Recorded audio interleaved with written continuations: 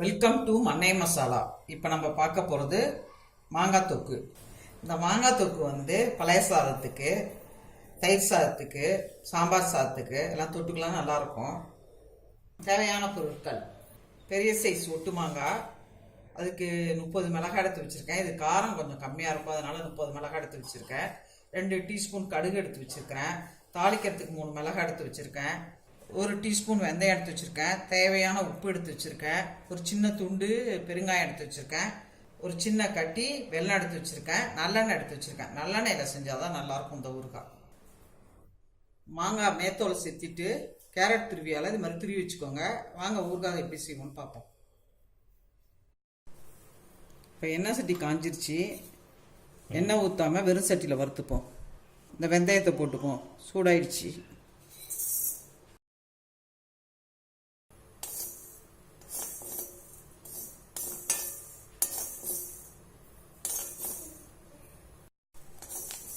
இதை பொரிஞ்சிருச்சு. இதை எடுத்துருவோம். இப்போ அடுத்தது வந்து கடுகு பொரிச்சுப்போம். 2 ஸ்பூன் எடுத்து வச்சோம் பாருங்க. 1 ஸ்பூன் போட்டு பொரிச்சுப்போம்.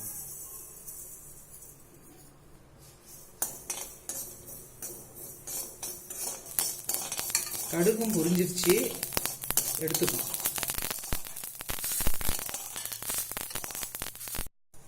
இப்போ பெருங்காயத்தை வறுக்கிறதுக்கு 1 டீஸ்பூன் கொஞ்சோண்டு எண்ணெய் போடுறேன்.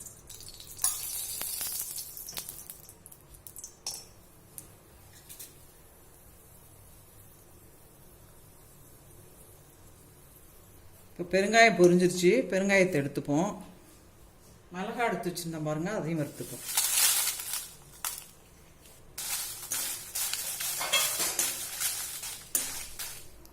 மிளகாவை நல்லா காய வச்சுக்கோங்க. ஊறுகாய்க்கு நல்லா காய வச்சுட்டிங்கன்னா தான் நல்லது. அப்புறம் லைட்டாக வறுத்தா போகிறோம். இந்த வறுபட்டுருச்சு, இதையும் எடுத்துக்கிறேன். அப்போ வறுத்து எடுத்துக்கிட்டது சத்த நேரம் ஆறட்டும். அப்புறம் மிக்சியில் போட்டுப்போம். இப்போ வந்து தாளிச்சிக்கிட்டு மாங்காய் போட்டு வதக்குவோம். எண்ணெய் போட்டுப்போம். ஊறுகாய்க்கு தேவையான எண்ணெயை ஊற்றிப்போம். எண்ணெய் காஞ்சிருச்சு.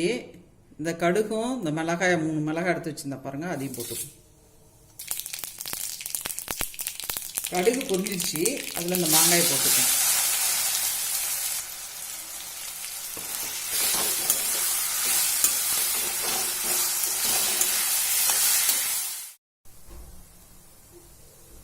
வறுத்து ஆற வச்சுருந்தேன் பாருங்க.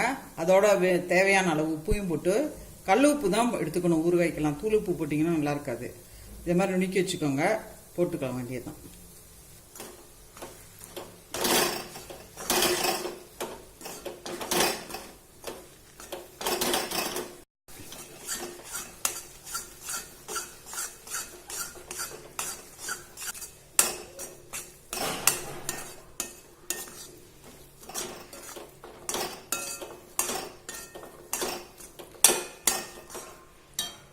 இந்த ஸ்டேஜில் எடுத்து வச்சிருக்க வெல்லத்தை போட்டுப்போம்.